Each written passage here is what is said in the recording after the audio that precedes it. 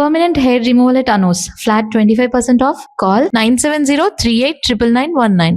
తమిళనాడులో ప్రాబ్లం. తమిళనాడులో ఏం జరుగుతుందంటే అక్కడ 108 స్థానాల్లో గెలిచిన టీవీకే పార్టీని టెక్నికలీ వాళ్ళకి ఫుల్ మెజారిటీ లేదు. గవర్నర్ ఏం చేస్తారంటే ఒకసారి డిజాల్వ్ చేసిన తర్వాత ఆయన నెక్స్ట్ లెవెల్లో ఈ లార్జెస్ట్ పార్టీ ఎవరు ఉన్నారో వాళ్ళని పిలుస్తారు ఫామ్ చేయడానికి. ముఖ్యమంత్రిగా ప్రమాణ స్వీకారం చేస్తారు. వాళ్ళని చేసిన తర్వాత ఫ్లోర్ అసెంబ్లీలో వారం పాటు లేకుంటే 15 రోజులు ఒకసారి 15 రోజుల లోపల మెజారిటీ ప్రూవ్ చేయమని చెప్తారు. ఓకే, అప్పుడు దాకా వాళ్ళు అడ్జస్ట్మెంట్ అంతా చేసుకొని గవర్నమెంట్ ఫామ్ చేసేస్తారు. కానీ మీరు లిస్ట్ తీసుకెళ్ళి నాకు 108, దాంతోపాటు 5 కాంగ్రెస్, 2 సిపిఎంలు, 2 సిపిఐ, కొన్ని ఏఐడిఎంకే అని చెప్పి గవర్నర్ యాక్సెప్ట్ చేయరు. ఎందుకంటే అది బొంబాయి జడ్జిమెంట్ కేసు నుంచి వచ్చిందనమాట. అది బొంబాయి జడ్జిమెంట్ కేసులో చాలా క్లియర్గా సుప్రీంకోర్టు చెప్పారు, no you cannot do the MLA count in the Raj Bhavan. MLA count జరగాల్సింది ఫ్లోర్ ద అసెంబ్లీ అని చెప్పి బొంబాయి జడ్జిమెంట్ వస్తుంది. తర్వాత ఎన్టీ రామారావు గారి కేసులో కూడా అదే జరిగింది. ఒకసారి పరేడ్ చేసి చూపించారు, ఎంతమంది మాకు మద్దతు ఇస్తున్నారో చూడండి అనేది. రాజ్భవన్ తీసుకెళ్లారు, తర్వాత ఢిల్లీ కూడా తీసుకెళ్లారు. సో అది సెటిల్, దట్ ఇస్ సెటిల్ అనమాట. సో మమతా బెనర్జీ ఇప్పుడు చేసేది ఏం చేయడానికి ఆమె లేదు. కానీ ఆమె నేను 100 సీట్లు ఓడిపోయాను దానికి కారణం ఆమె ఉంటుంది ఎస్ఐఆర్ ప్రాసెస్ అంటారు. ఆమె ఎస్ఐఆర్ ప్రాసెస్లో ఓట్లు పోయినాయండి. నిన్న కూడా బహుశా మనం మాట్లాడినప్పుడు ఈ ఫ్యాక్ట్ నేను తీసుకొచ్చాను మీ ముందు. వెస్ట్ బెంగాల్లో డిలీట్ చేసిన ఫస్ట్ లెవెల్లో 60 లక్షల మందిని తీసేశారు లిస్ట్. దాంట్లో డిస్ప్యూట్ లేదు ఎక్కువ. ఓకే, మమతా బెనర్జీ కొంతమంది చనిపోయిన వాళ్ళు తీసుకొచ్చి వీళ్ళు బతుకున్నారని చూపించారు. తర్వాత అఫిడవిట్ ఫైల్ చేయమన్నారు, వాళ్ళు చేయలేదు అఫిడవిట్. 60 లక్షల మంది పక్కన పోయారు లిస్ట్ నుంచి. నెక్స్ట్ డౌట్ఫుల్ కేటగిరీలో 27 లక్షల మంది ఉన్నారు. వాళ్ళది ఒక జ్యుడిషియల్ ప్యానెల్ చెక్ చేశారు. ఒక జడ్జ్, అంటే చాలామంది జడ్జెస్ని, జూనియర్ లెవెల్ జడ్జెస్ని వీళ్ళు తీసుకొచ్చారు. ఇక్కడ బీహార్, జార్ఖండ్, ఒడిశా, అస్సాం అక్కడ తీసుకొచ్చి even with in west Bengal తీసుకొచ్చి వీళ్ళు ప్రతి అప్లికేషన్ చెక్ చేసి తప్ప కాదా అని చెప్పేసి వీళ్ళు పక్కన దాంట్లో 27 లక్షల మందిని రిజెక్ట్ చేశారు. మళ్ళీ ఒక లెవెల్ చెక్ అయిపోయింది, బిఎల్ఓ లెవెల్ అయింది, నెక్స్ట్ జ్యుడిషియల్ లెవెల్ అయింది. మళ్ళీ వీళ్ళు సుప్రీంకోర్టుకి వెళ్ళారు. అక్కడ ఏమన్నారు, సుప్రీంకోర్టు అన్నారు okay we will have an appellate tribunal. ఎక్కడ లేదు ఇది. మీకు గుర్తుంటుంది కవిత గారు, తమిళనాడులో 1 కోటి మందిని తీసేశారు లిస్ట్ నుంచి. ఇక్కడ 90 లక్షలు తీశారు. అని ఇక్కడ ఎక్కువ గొడవ, అక్కడ గొడవనే లేదు తమిళనాడులో. ఎందుకు? గుజరాత్లో తీసేశారు, గుజరాత్లో 2 కోట్ల మంది తీశారు, ఉత్తరప్రదేశ్లో 3 కోట్ల దాకా తీసేశారు. కానీ అక్కడ ఎలక్షన్ లేదనుకోండి, కానీ ఇక్కడ ఎలక్షన్ ఉంది. తమిళనాడు లేని గొడవ ఇక్కడ ఏం గొడవ అని అర్థం కావట్లేదు అనమాట. So this is where we are. So Mamata బెనర్జీకి ఏం చెప్తారు, నేను ఓడిపోలేదు, నేను గెలిచానని చెప్పడానికి ఏ అర్హత లేదు.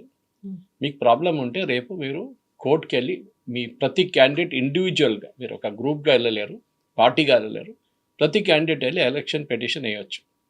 ఇదే రాహుల్ గాంధీని ఛాలెంజ్ చేశారు అప్పుడు బీజేపీ వాళ్ళు కూడా. హర్యానాలో ఓట్ చోరీ జరిగిందని చెప్పారు.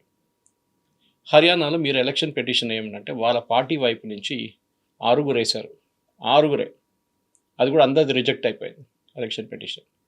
ఒక ఆయన్నే కౌంటింగ్ దాకా వచ్చారు. ఎలక్షన్ కమిషన్ ఈవీఎంలు అట్లనే ఉంచుకుంటారు సపరేట్గా. ఏదైనా ఎలక్షన్ పిటిషన్ వస్తే దాన్ని పక్కన పెట్టి సపరేట్గా దాన్ని ట్రీట్ చేస్తారు. మమతా బెనర్జీకి ఏమైనా ప్రాబ్లం ఉంటే షీ కెన్ గో. ఆమె ప్రాబ్లం ఎక్కడ వస్తుంది నాకు అర్థమవుతుంది.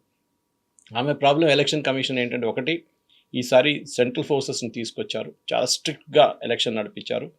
సీసీటీవీ ఆఫ్ అయిపోతే, దెన్ రికార్డింగ్ ఆఫ్ అయిపోతే అక్కడ పోలింగ్ ఆపేస్తారు, లేకుంటే రీపోల్ జరుగుతుంది, చాలా క్లియర్గా చెప్పేశారు.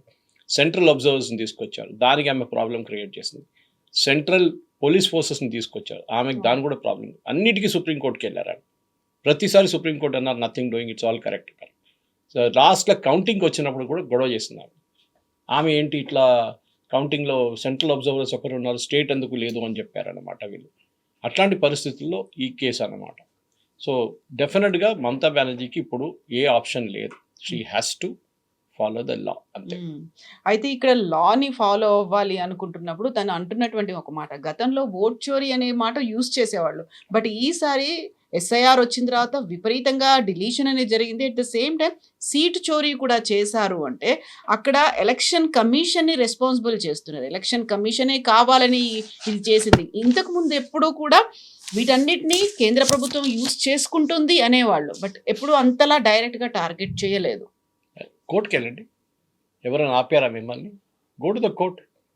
ఎట్లా జరిగింది చెప్పండి కోర్టుకి వెళ్ళి ప్రెస్ కాన్ఫరెన్స్లో కూర్చొని స్టేట్మెంట్ ఇవ్వడం కాదు.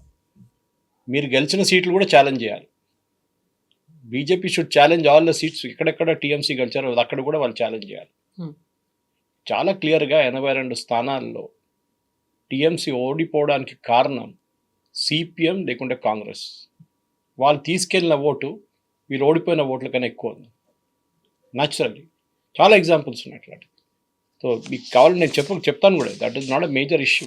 కానీ మమతా బెనర్జీ చేసే ఈ ఆరోపణని మనం డెఫినెట్గా చాలా లైట్గా తీసుకోవాలి, ఎక్కువ సీరియస్గా తీసుకోక్కర్లేదు. She is not really serious about what she is saying. ఇట్లాంటి పరిస్థితుల్లో let us look at for example, ఇప్పుడు బీజేపీకి 207 స్థానాలు ఉన్నాయి కవిత గారు, తృణమూల్కి 80 ఉన్నాయి. మమతా బెనర్జీ ఏం చెప్తుంది, 100 సీట్లు మా వైపు నుంచి పోయింది అంటున్నారు. ఓకే, దట్ మీన్స్ ఆమె 180 టార్గెట్ చేస్తుంది అనమాట. నేను ఎగ్జాంపుల్స్ ఇస్తాను మీకు.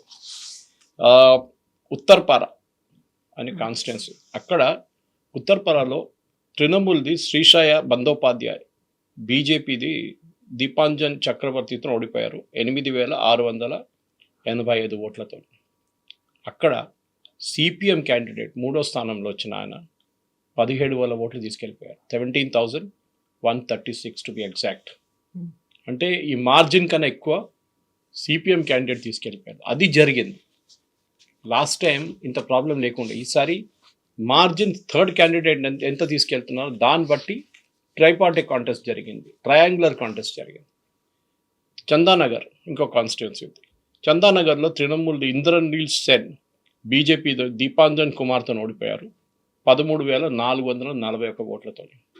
అక్కడ సిపిఎం మళ్ళీ ఈసారి కూడా సిపిఎం అక్కడ 3వ స్థానంలో వచ్చింది 22,000 ఓట్లతో, 22,760, 22,760. అంటే మీ మార్జిన్ కన్నా ఎక్కువ సిపిఎం తీసుకెళ్ళిపోయారు. So this is where the problem started. మనం దీన్ని ఇట్లాంటి చాలా ఉన్నాయి, ఎగ్జాంపుల్ చెప్పుకోకపోతే చాలా పెద్ద లిస్ట్ ఉంది. ఆధార్ ఈ 82 స్థానాలు చెప్పాను చూడండి, రెండు వైపులు చూడొచ్చు. ఒకటి సిపిఎంకి వెళ్ళింది anti Mamata Banerjee votes. CPM లేకుంటుండే క్యాండిడేట్ లేదనుకోండి, అక్కడ ఆ ఓట్లు ఎవరికి వెళ్తుంది, బీజేపీకి వెళ్తుంది.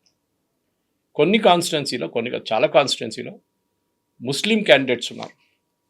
సో ముస్లిం క్యాండిడేట్స్కి ఓట్ వేయడానికి వీళ్ళేం చేస్తారు, మమతా బెనర్జీ పార్టీకి వేయకుండా ఆ ముస్లిం కాంగ్రెస్ పెట్టిన ముస్లిం క్యాండిడేట్కి ఓటేస్తారు. మనం చాలా మటుకు ఇట్లాంటి కాన్స్టిట్యున్సీ చూస్తున్నాం. మనం అస్సాంలో కూడా చూసాం ఇది. అక్కడ 18 సీట్లు కాంగ్రెస్ గెలిచారు, 17 మంది ముస్లిమ్స్.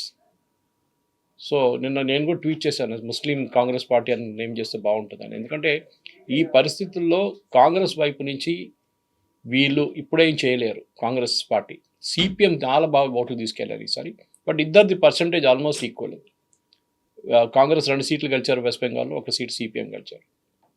కానీ మమతా బెనర్జీ ప్రాబ్లం ఉంటే ఆమె ఎలక్షన్ కమిషన్ మీద కాదు ఆరోపణ చేయడం, she has to go and file a petition in the court.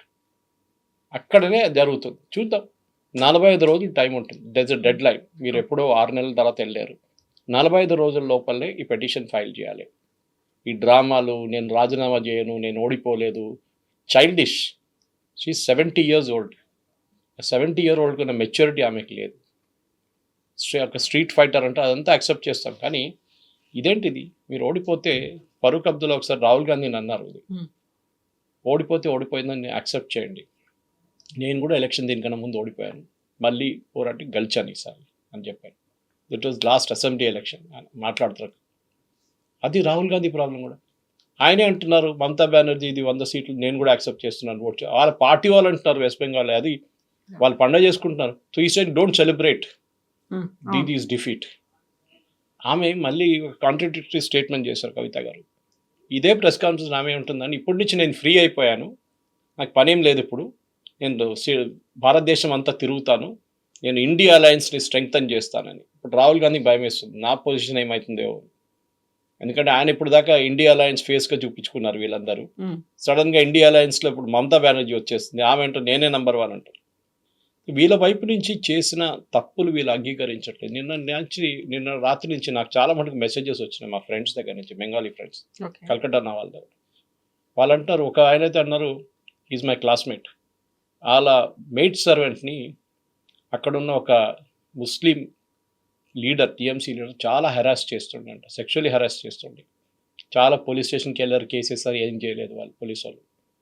నిన్న రాత్రి ఆమె భర్త వాళ్ళ చుట్టుపక్కల అందరు చుట్టాలు వెళ్ళి వాడిని కొట్టారు నిన్న రాత్రి. ఓ. ఆ కోపం, she's not a BJP person. And for more videos, Please subscribe to iDream. Please subscribe to iDream. Please subscribe iDream. And please subscribe to iDream. For more videos, subscribe to iDream. please like, share and subscribe to the channel. Congratulations, iDream. Subscribe to iDream. Subscribe to iDream. So subscribe to iDream Media. iDream ki iDream team andarki huge congratulations. Please subscribe iDream Media. Please subscribe to iDream. Subscribe iDream. Please subscribe to iDream. iDream అంటే నా కళల ఛానల్ను subscribe చేసుకున్న నోరు తిరుగుతలేదు, మీరైతే గంట గుర్తు కొట్టండి. For more such videos, please subscribe to iDream.